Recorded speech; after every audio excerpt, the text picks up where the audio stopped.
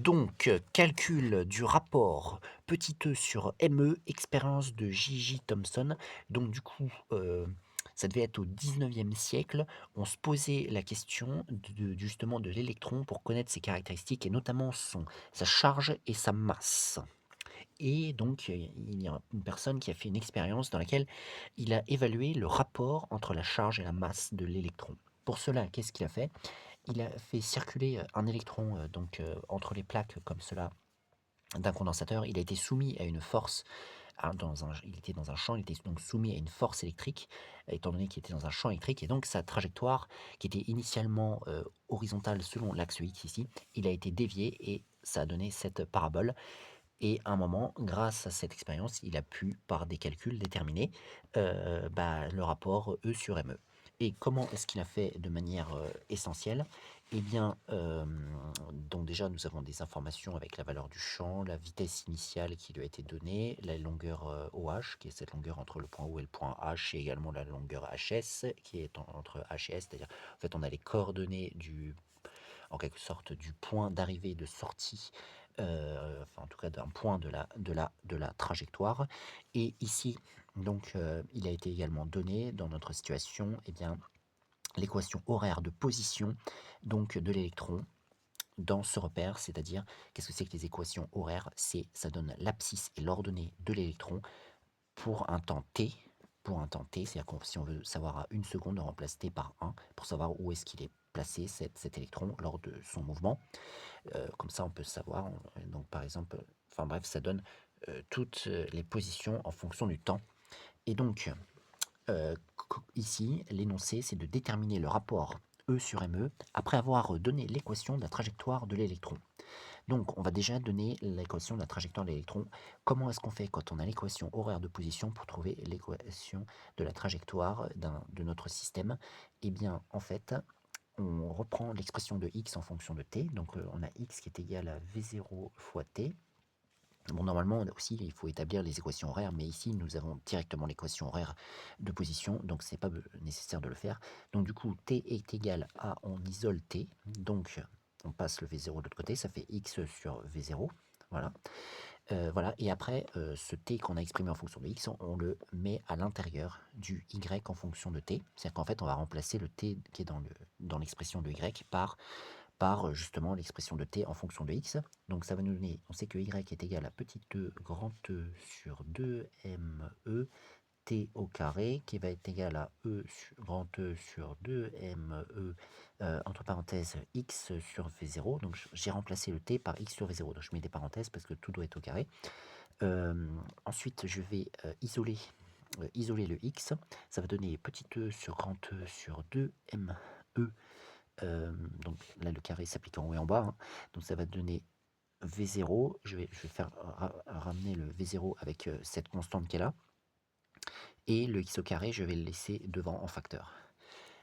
Conclusion, on se retrouve avec y égale petit e fois grand E sur 2me, un V0 au carré fois x carré. Ça, c'est l'équation de la trajectoire.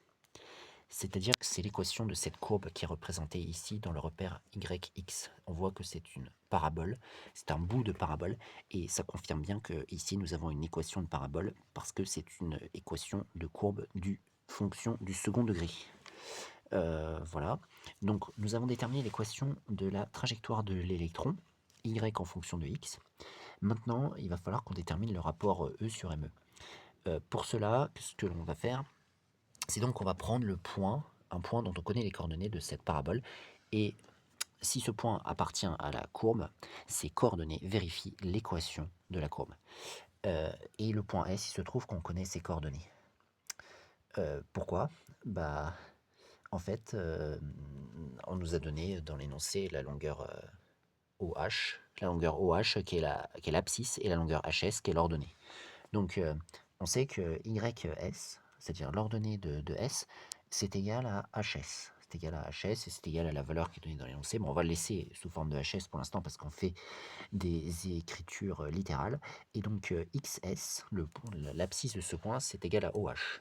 OH qui est également donné, donc est égal à OH. Et donc, nous allons remplacer, dans cette équation le y et le x par, HS et OH.